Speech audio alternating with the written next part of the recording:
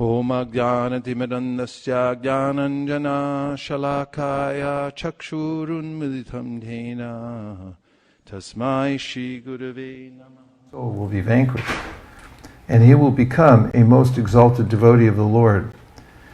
If one who hears of the gopis' lusty behavior with Krishna becomes free from lusty desires, certainly the gopis who approached Krishna became free from all such desires. Similarly, Shishupal and others who were very much envious of Krishna and who constantly thought of Krishna became free from envy. Narada Muni, Nanda Maharaj rather, and Mother Yashoda were fully absorbed in Krishna consciousness because of affection. When the mind is somehow or other fully absorbed in Krishna, the material part is very soon vanquished, and the spiritual part, attraction to Krishna, becomes manifest. This indirectly confirms that if one thinks of Krishna enviously, simply because of thinking of Krishna, he becomes free from all sinful reactions and thus becomes a pure devotee. Examples of this are given in the following verse. This is an important verse, and it's coming in the conversation that starts after Parikshit Maharaj inquires from Shukadeva Goswami about whether or not the Supreme Lord is actually impartial, because in the previous canto, as you all know, the Lord helped Indra and his followers to defeat Vritrasura. And therefore it seems as if Krishna is favorable to the demigods. And this would be a contradiction. In fact, Kamsa is claiming this. He says that actually, just see, everyone says that the Lord is equal, but he helped the demigods. He helped Indra. And he's obviously not impartial. So Parikshit wants to know, he wants to clarify this point at the beginning of the 7th canto of is he actually partial? And this conversation is important, as I said, because it goes to whether or not Krishna is the perfect moral agent. Oftentimes people who are suffering in this world default to the idea that actually I'm being singled out and punished unnecessarily, because after all, what did I ever do to anybody? And also it may seem random because of my lack of perspective, as Krishna says in the Bhagavad Gita in the 15th chapter, na rupam asyeha tato palabhyate nanto na chadir na chasam pratishta ashvatamenam suvaruda mulam asanga shastrena dhritina chitva, that it's very difficult to understand our position in this world. We don't know where it begins or where it ends, and where we're actually standing. We can't get that perspective. We're too small. Therefore, it seems inordinate, the types of situations that we find ourselves in. We have no idea. And of course, there's the perennial question of theodicy, or the subject of theodicy, through which any religious system has to prove that God is not cruel. How is it that there's a material world, there's birth, death, suffering, and so forth? At the same time, God is all good. How does he kill kittens and children and all kinds of other living entities? And of course, we have an elaborate philosophy which is presented by Sri Chaitanya Mahaprabhu especially through the pen of Jiva Goswami in the Sandarbha teachings, in which he describes the ways in which Krishna is manifesting various energies, and the living entities get involved in these energies because of their nature of being tatastha and having free will. And that the material energy, of course, is stimulated by the time factor which comes through the glance of the Lord when he looks over the material nature. And the laws of karma and the ways of combinations and permutations of three modes of material nature take place after that stimulation. But still, the Lord is not directly involved in that process. So, my point here is that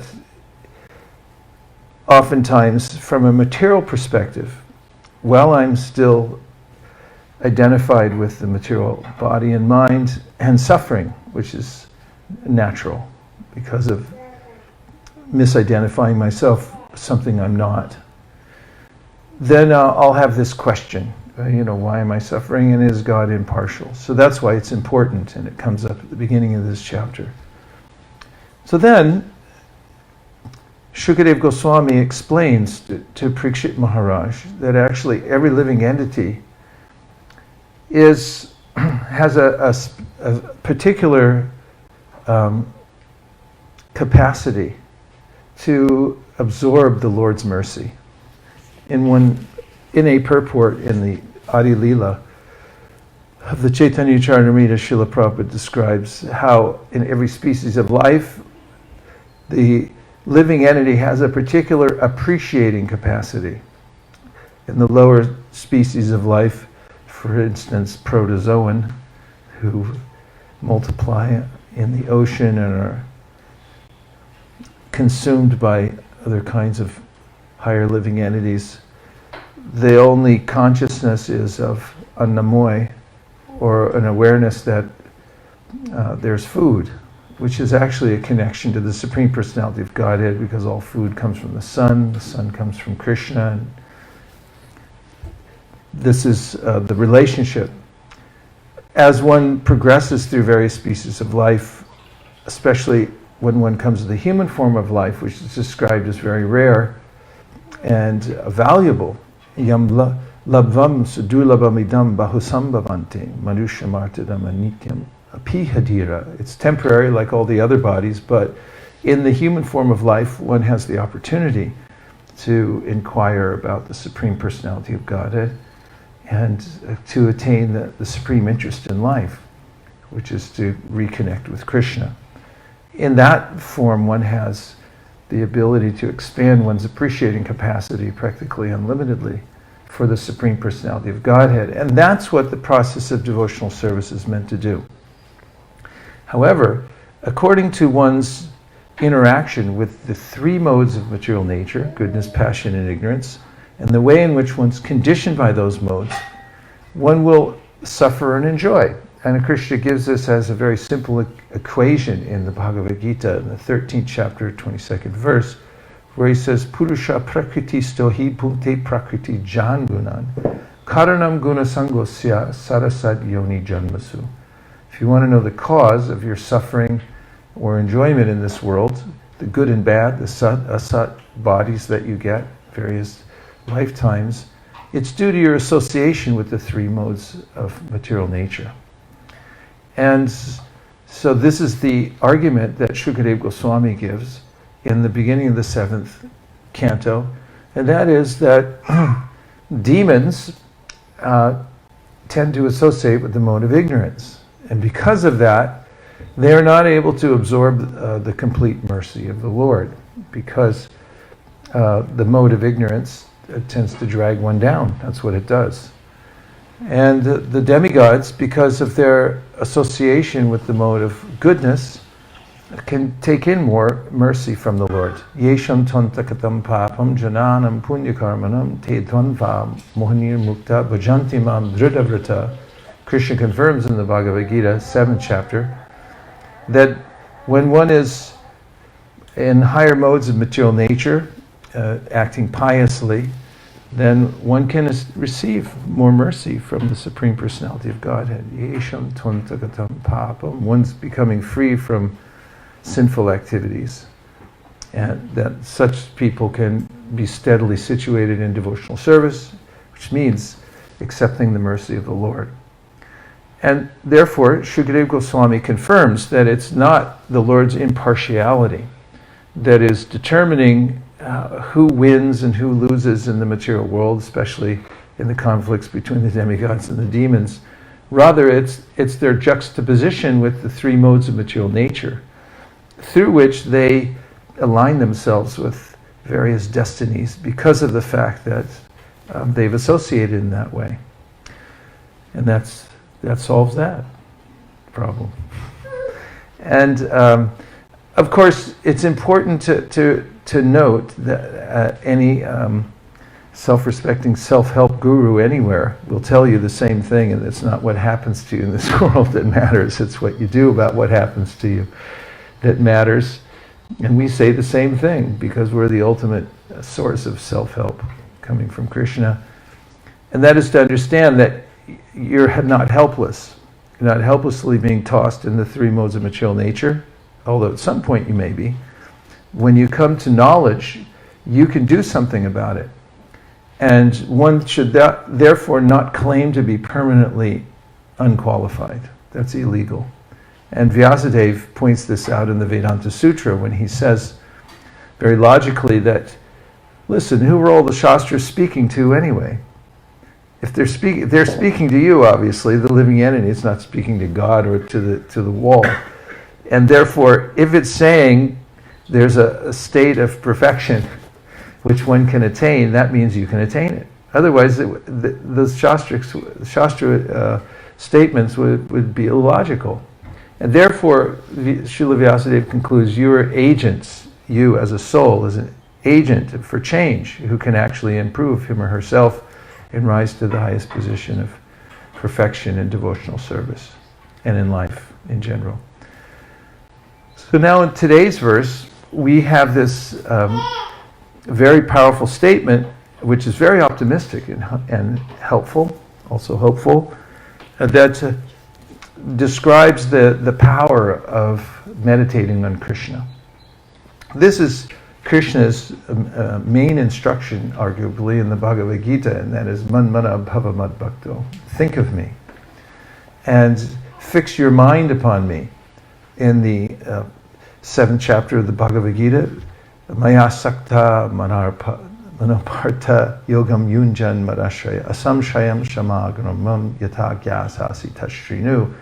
Krishna says, listen very carefully to me, Arjuna, how by practicing yoga, you can make your mind completely attached to me. And here, we get some insight into how that's possible.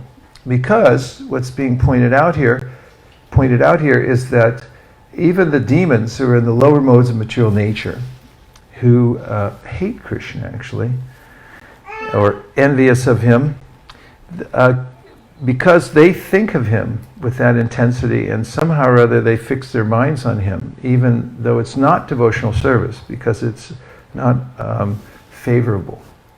It's not done in a mood of service favorable to Krishna. Therefore, it's not considered devotional service.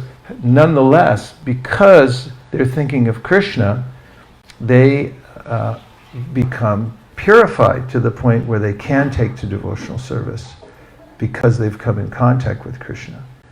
And then the argument is made here by Prabhupada gives this verse, which was presented by Vishwanath Chakravarti Thakur in his commentary, Vikriditam Vrajavadurvira idam cha Vishnu shradhanvito nashinu yadadavarna yadya bhaktim praram bhagavati pratilabhyaka mamridrogam ashvapahino yacharina tira, which says that if one meditates on the playful pastimes of Krishna with the gopis in Vrindavan, then bhaktim param bhagavate pratilabhya kamam, one will be able to develop bhaktim param, the highest level of devotional service. Of course, it says shradhanvito, one has to have the proper context and orientation and understanding it, the proper faith. If one hears these things with faith, then one will very quickly come to that position. So the implication is, if demons, through thinking of Krishna with a sense of hate or envy can become perfect. What to speak of those who were culturing faith properly and are leaning into the process of thinking of Krishna? Even from the stage of Vaidhi Bhakti, before one has taste, this process is called Ajata Ruchi Raganuga Sadhana Bhakti, because we're following the process given in the Srimad Bhagavatam and by the 6 Goswamis of Vrindavan. It's actually a kind of Raganuga, following in the footsteps of the devotees in Vrindavan, even though we don't have taste for it. Even I don't, I should say, you do, have taste for such a process. Srila Bhaktisiddhanta Saraswati comments in a parallel verse, which is in the Srimad Bhagavatam, parallel to today's verse. What is it? Yat kama kroda sahaja pranayadi piti vatsalya moha guru gaurava sevya bhava sanchintya tasya sadrishim tanuma purete govindamari purusham tamaham bhajami. This is almost exactly the same verse, where Brahma in his Samhita is saying kama with lust, krodha with anger, sahaja, natural friendly love, bhiti out of fear. If one thinks of Krishna, somehow or other comes in contact with Krishna, then one can come to the perfectional stage of life. So Krishna is special. And in the Laghu Bhagavatamrita, Srila Rupa Goswami points this out, the various avatars of Krishna, but if you think of Krishna and you associate with Krishna, hear about Krishna and so forth, then there's special mercy, special benediction, and one will come to the perfect stage of life. So the admonition is somehow or other one should fix one's mind on Krishna. And in the stage of practicing, in the stage of sadhana, this is especially done by keeping oneself in contact with those items that are stimuli for the love for Krishna. This is what we actually do in our kind of Vaidhi Bhakti. We're associating ourselves with Krishna in various ways. For instance, we go to see the Artik ceremony, and there's Krishna being worshipped, and the lamp. Actually, the most stunning Artik I ever saw was in Toronto, when we were living in the temple and there was an ice storm and all the electricity went out for 4 days. And then I actually realized what lamps are for, actually to light the deities. Because otherwise, you can't see anything, especially in Mangal Artik, when there's no electricity. But when the Pujari would put the lamp in front of the deities, and you'd see why they do circles on each part of the Lord's body. It's like, oh yeah, there's his lotus feet. But everything would sparkle, and it's so charming.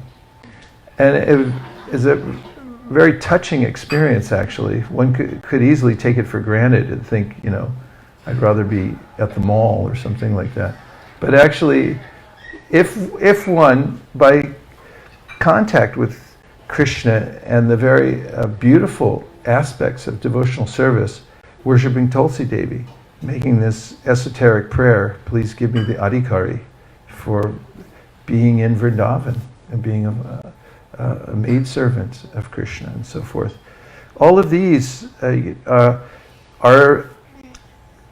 Ajata Ruchi Raganuga Sanana Bhakti. The only thing missing is a little taste.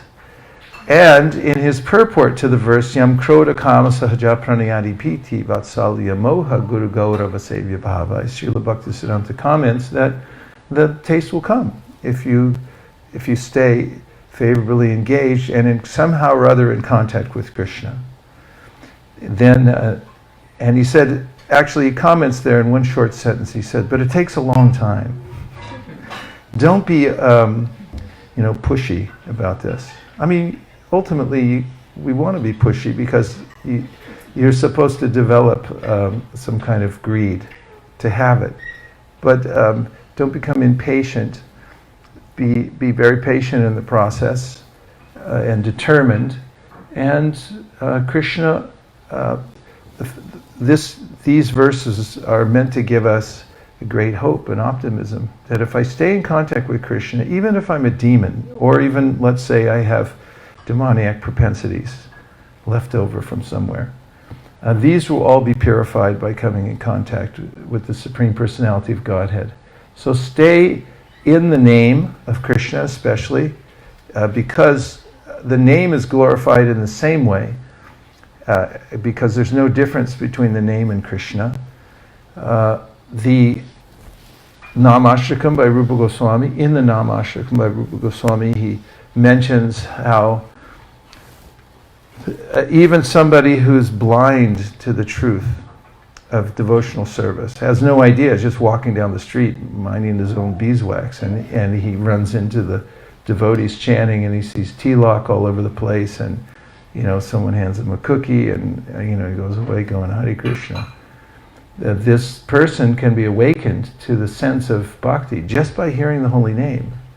What to speak of somebody who spends time focusing their mind, refocusing their mind on the holy name, which Krishna confirms in the Bhagavad Gita that such meditation is not easy. It's like taming a wild horse. But is it worth it? Yes, nothing else is worth anything. But this is what's the goal of life, and this is worth doing. So now we could take some reflections or questions to help expand the topic. Yes, Prabhu. Hare Krishna. My question is, in the beginning you spoke about those who are less receptive towards the mercy of the Lord. In the beginning we talked about those who are less receptive to the mercy of the Lord. Due to association with the mode of ignorance. Due to the association with the mode of ignorance. And then just now you said that, but if we keep in contact with Krishna, we can get purified. And just now I said, but if we keep in contact with Krishna, we can become purified. So if one is naturally more inclined towards the mode of ignorance, how can he approach devotional service? So if one is naturally inclined towards the mode of ignorance, how can he approach devotional service? Well, that's what's the topic here. Those who are inclined to hate Krishna or be envious of Krishna, at least they're thinking of Krishna. Because there's also an exception to this. It doesn't mean just if you're angry, hateful person in the mode of ignorance, you're going to make advancement. It has to be in relationship to Krishna. Because Vaina is mentioned in this chapter. Vaina was an atheist. He didn't believe in Krishna, he didn't think of Krishna. He just somehow or other turned his back on the whole affair and said, I'm God. And so Shukadev goes out of his way to say, all these other people got liberation, but not Vaina. Because Vaina didn't think of Krishna. So the point is to connect with Krishna. So anyone who comes to Krishna in any mode of nature, if he or she is able to stay connected somehow. I mean, in the realm of, let's say, ISKCON, people come and they're obviously, if you do a little survey, affected by various modes of material nature. And it hardly matters because anyone can be engaged in Lord Chaitanya's movement in a particular way and stay in contact with devotional service and gradually become purified by performing devotional service. And as you know, being a preacher, when you meet people from various walks of life who are in various modes of material nature, you have to do your best to somehow or other engage them in Krishna's service and help them to think of Krishna. I mean, I can't read a book, sorry, not interested in the chanting, how about a cookie? That's something. And that was what Rupa Goswami said. He said, first of all, get people to think of Krishna. That's the first rule. In fact, that's the main rule. There are only two rules that count. One is always think of Krishna, and the other was never forget Krishna, because he says the other rules and regulations, prohibitions are all kinkara to these two. They're all servants. And there's millions of other rules and regulations. So you could follow all these other rules and regulations like Jarasandha did, but not think of Krishna. And then you're not doing yourself much good. The point is that somehow or other one should remember Krishna. I hope that helps. Okay. Yes, Prabhu? Hare Krishna. In the beginning of class, you mentioned this idea of God's partiality. At the beginning of class, we mentioned the idea of God's partiality. Or impartiality. Impartiality. And as practicing sadhakas, devotees, there's always sometimes a tension.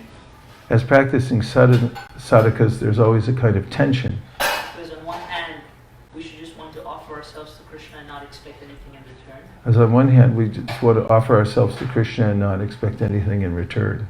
But it's just natural, even in human dealings, when you're trying to have a relationship with someone, that you don't want to impose yourself on someone else. But it's natural, even in human dealings, when you're in a relationship with somebody, you don't want to impose yourself upon someone. So either you're interested in having a relationship with someone, or they want to have a relationship with you. So either you're interested in having a relationship with someone, or they're interested in having a relationship with you. And of course, ontologically, we have an eternal relationship with Krishna. It's always Of course, there. ontologically, we have an eternal relationship with Krishna. It's always there. Sorry. But so my question is, in the heart of heart, how do we gain the conviction that actually Krishna also wants to have a relationship with me? So in the heart of hearts, how do we gain the conviction that Krishna actually wants to have a relationship with me, But not become too demanding. but not become too demanding Tension. and create such tension? Actually, it's funny you mentioned that, because I was just writing about it yesterday, and Gajendra, when he's offering his prayers to the Lord, says that, "My Lord, you're never lazy in our relationship, and you never neglect us, living entities." He uses the word alas. In Bengali it's alash. I think it's alasya in his prayer, which means that he says you're not lazy. Actually, even before I offered my prayers, Gajendra said, you were there for me and always attentive to me, always ready to deliver me and to give me unlimited mercy. It's just a matter of I was facing in the wrong direction. And therefore, the Lord is never inattentive. Prabhupada mentions this in 1.2.17, Srinvatam Swakata Krishna, Punya Shravana Kirtana, Hridyantaksto Hibadrani Vidhunoti Suritsutam, that when one begins to hear and chant, then Krishna helps from within the heart. As he's waiting to see when will that living entity actually take some initiative. Because as I mentioned earlier, we are agents. We have our own volition. And when we do, then he helps us, like anything, from within, because he's already eager to help us. And Prabhupada mentions in his purport to 1.2.17, Srimvatam Swakata Krishna, that Krishna is more eager for us to come back to Godhead than we are. He said practically, he goes on to say, practically no man in this world actually wants to go back to God. And certainly not as much as Krishna wants to come back. You'll find this in a very, very sweet and graphic way in the Brihat Bhagavatamrita. When Gopakumar goes into the Vaikuntha world and he meets Narayan, which is charming in and of itself, because Gopakumar is really not suited for Vaikuntha, and that's much to the point, because he goes in there and he's still got his Gopa Vesh on. And Lord Narayan recognizes that he's this, devotee from Vrindavan, and he can't keep his four arms together either. He keeps coming into a Madan Gopal form, which is the object of Gopakumar's affection. And then when Lord Narayan speaks to Gopakumar, he says, "So what took you so long? I've been waiting for you life after life, and every life," he said, "I thought, now certainly this life he's going to turn his attention to me, and then you didn't do it." He said, "I had to cheat." He said, "I never do this, but I cheated." I intervened in your life. I made you take birth in Govardhan. And then that guru you took, that was me. I came there. I asserted myself because I wanted you to come back. So one of the very striking points of the bhakti literatures is this idea that Krishna is always there, eager for relationship. It's not that he's indifferent to us. In the material world, ye yata mam prapadyante tamstataiva bhajamyaham, he says that tit for tat, as you surrender to me, I reward you accordingly. However, you'll find a very interesting point that comes up in the verse, samoham sarvabhuteshu name dveshosti priya. What is the next line? Ye bhajanti tumam bhakta maite teshu chapyaham. So this verse, it's a little bit of a head spinner, because first Krishna says, I'm equal to everyone. And, of course in the Gita it says, Ye yata mam prapadyante, whatever you, I just respond. But on the second half of the verse, maite teshu chapyaham, ye bhajanti, but if you approach me, then, actually he said, you're in me, I'm in you. But what this actually means is, the first half of the verse is about the Paramatma in the material world.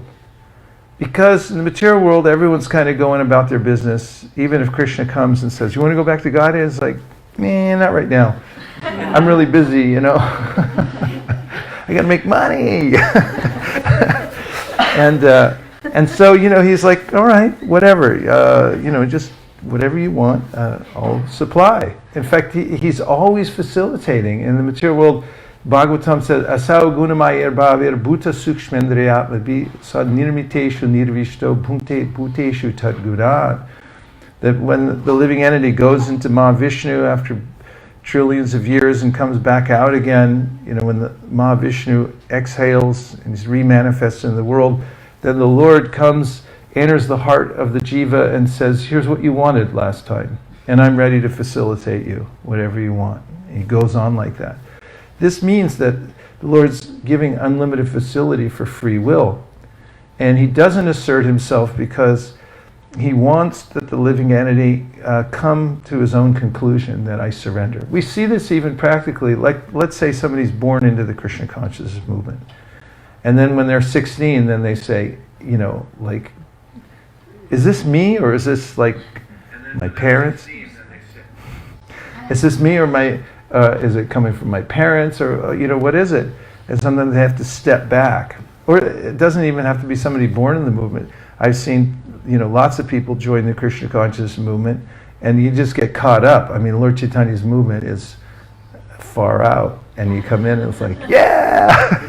And then later on, there's a lot that comes to bear, and then you go like, is this me, or should I, do something else? And it's not until someone actually makes this decision within him or herself, it has to come from you, that I absolutely want this, and I'm absolutely going to surrender. And this is what's called sincerity. It's coming to terms with one's own desire. Even if you can't do it, it doesn't matter. I mean, of course, it'll matter to you. But even if you can't do it, but if you've made that decision that I want this relationship with Krishna, and I want pure devotional service, even though I'm hindered in so many ways, it may take millions of births, I don't care, I'm taking it, and I've ruled out everything else.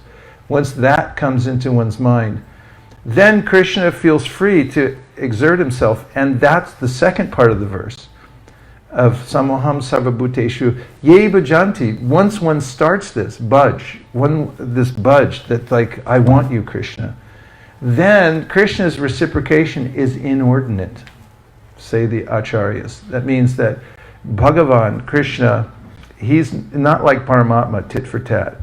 He's called Vanchaatita. He fulfills your desire way more than you could have imagined or expected. And you see it again and again in the Bhagavatam. It's like, wait, what? It's like, where did that come from? It came from Bhagavan.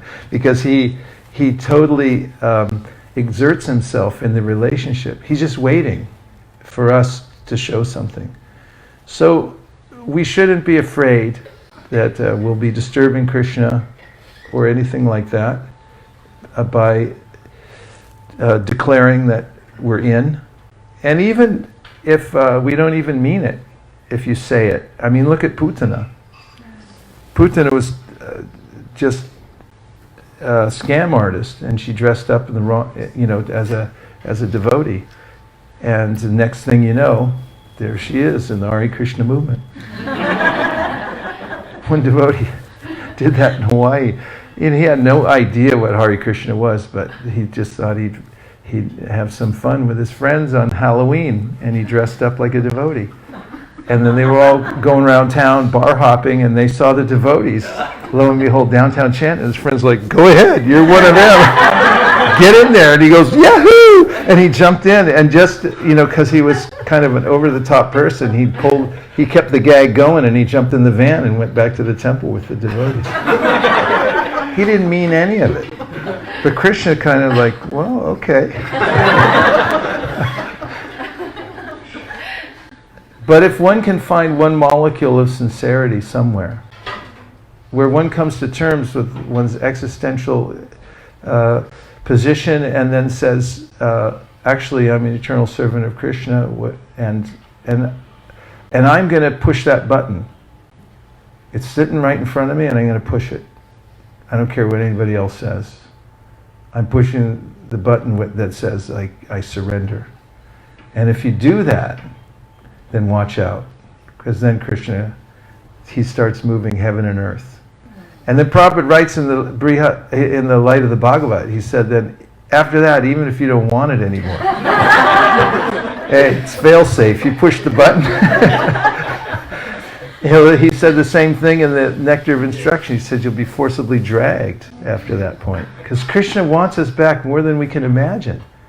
And it's like, you said it, come on, just, no going back. Does that help? Okay. Yes, Prabhu. Maharaj has this reflection. You were mentioning about how the modes that we subscribe to, we get more or less mercy. So we were talking about the modes, and according to the mode we subscribe to, we get more or less mercy. And then you mentioned about how demons, since they're in the mode of ignorance, they get lesser mercy. So we said the demons in the mode of ignorance, they get less mercy. So I was thinking of two verses from the Bhagavad Gita, if I may. Please, he's thinking of two verses from the Bhagavad Gita, and he's about to present them. So it's 5:15. 5:15? Actually 5:14 and then 5:14 and 5:15.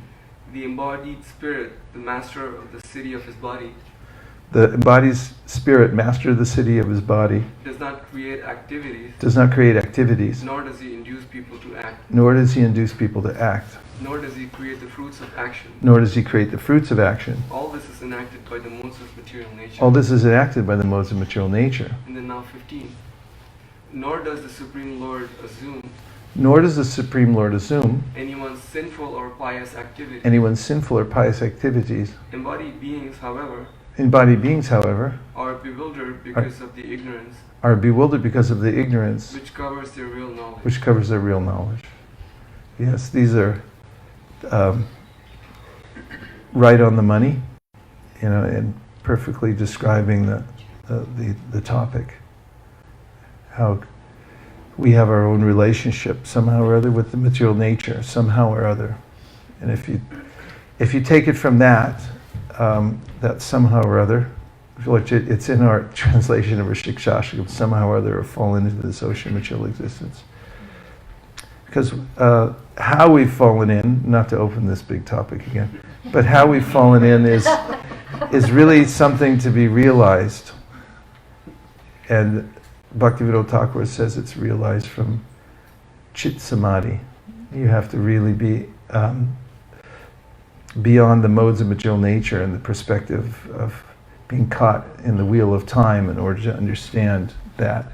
But I find naturally, if one has a glimpse, even a glimpse of one's feeling of gratitude towards Krishna, appreciation for the fact that he's the life of our life, and that he's eternally allowing me to surrender and enter into his life, that the concern and the feeling of being a victim of the material nature, and also the idea of having to nail down with one's intellect exactly how everything took place in the first place, becomes more or less irrelevant.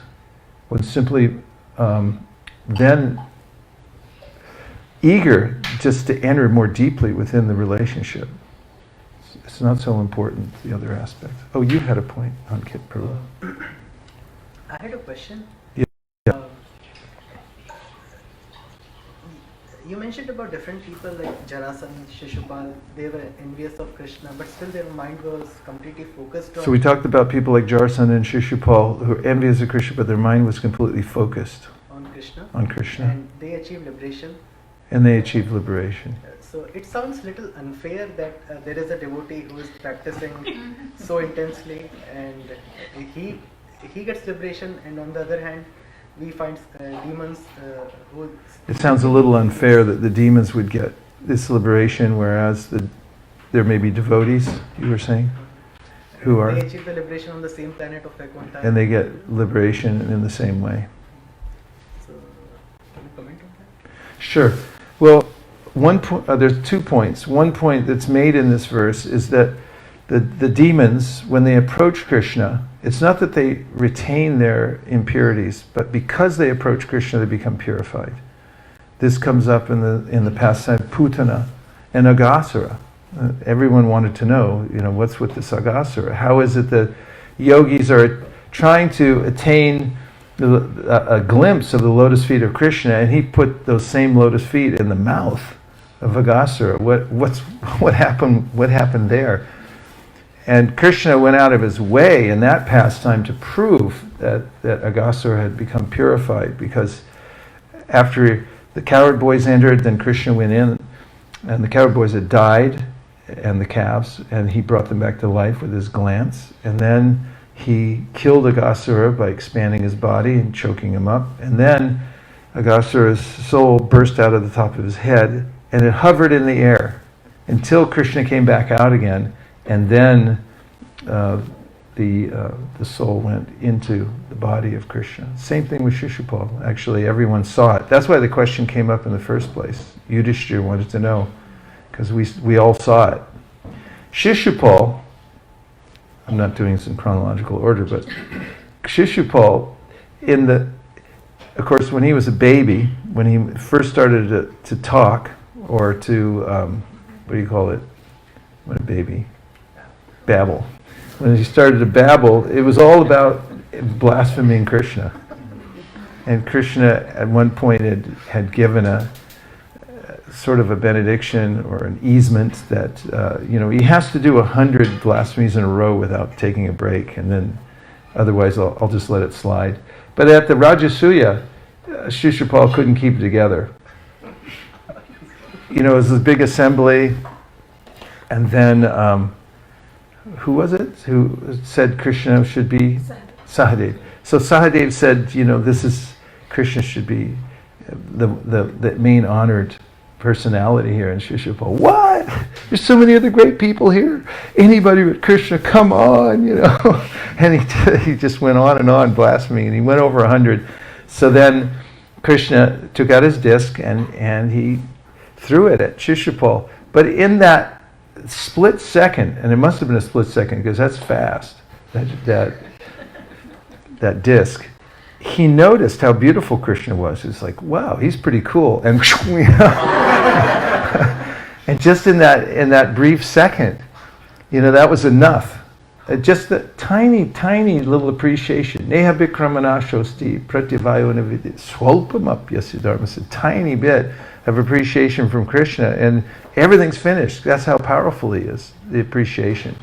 And same thing is mentioned in the story of Putana, that there was some, sense there that she had. Oh, this is the Supreme Personality of Godhead, and she appreciated him.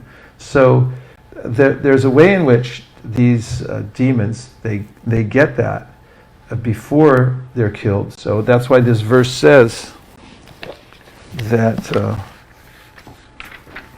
it says Aveshya taragam hitva. So hitva means they're giving up. What agam? They give up their sinful nature because of contacting Krishna. Now, to your question, Putana didn't achieve what, let's say, some other Raganuga devotee who's following Yashoda. The Raganugas who had heard about Yashoda, they're hearing, and the Bhagavatam, they developed this desire to follow in the footsteps of Yashoda and do the same kind of devotional service.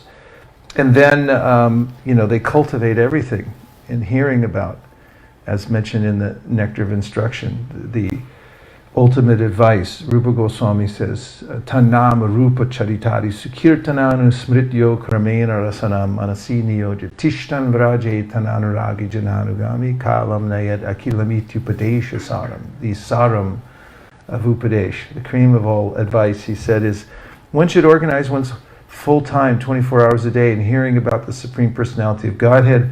In this way, one will come to reside in Vrindavan and will become a follower of one of the residents of Vrindavan. That's the sum and substance of our process.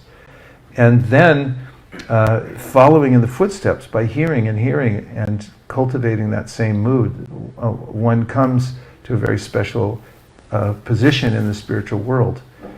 But Putana, although she got the position of mother, it's indicated by our acharyas that it's not exactly the same. It's not like Yashoda.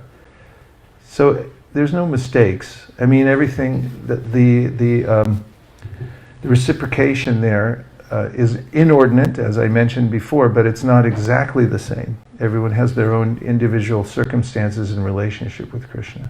And by the way, it's not that somebody gets cheated either, because this is one of the main points of the Brihat Bhagavatamrita, when Gopakumar's meeting devotees in different places, they're all satisfied. It's not that they're feeling that, why'd I get gypped? I'm somebody else. They all say, everyone, even the gopis. And this is another important point.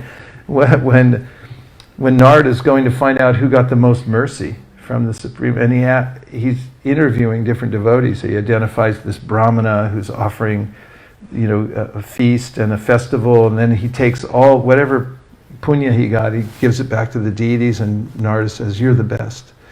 And then, this devotee defers to another, it goes all the way up to Vrindavan. And there, the gopis in Vrindavan, they're saying, it's not us, it's everybody else. So if somebody's saying, it's us, it's nobody else, they've missed the point of Raganuga Bhakti, kind of by a wide margin. So you'll find that, however, all the devotees that are in their position, although they have that humility, they're fully satisfied in their relationship.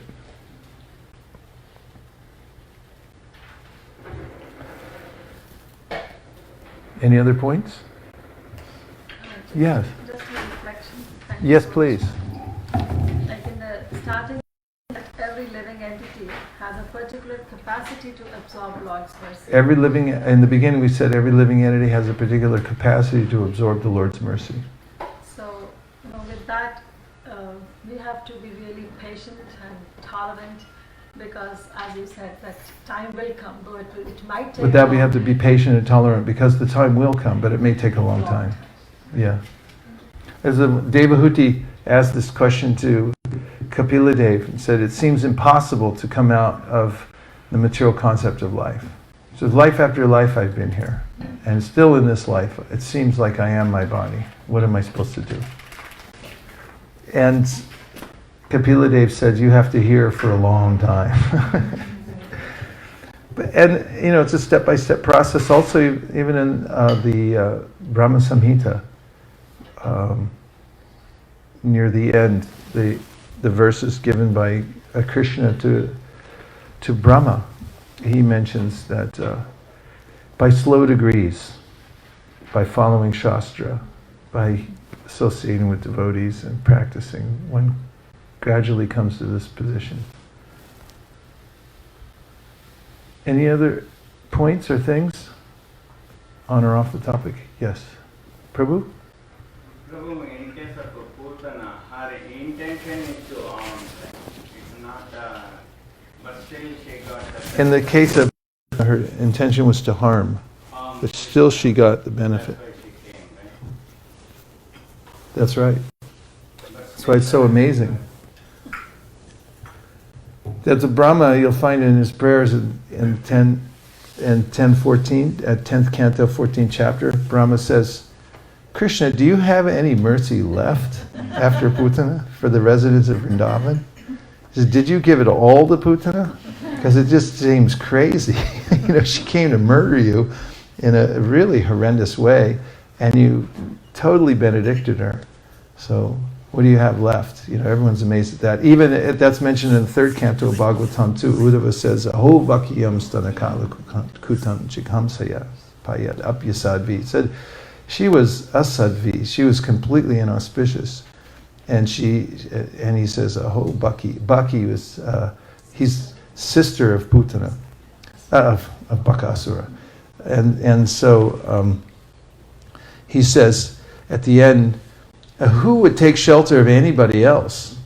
After you hear this, and you see that Krishna gave shelter to Putana, why would you go anywhere else besides taking shelter of Krishna? You'd be insane. That's the conclusion, all the devotees around this pastime of Putana. So it's really so glorious. Any other things? Yes, Prabhu.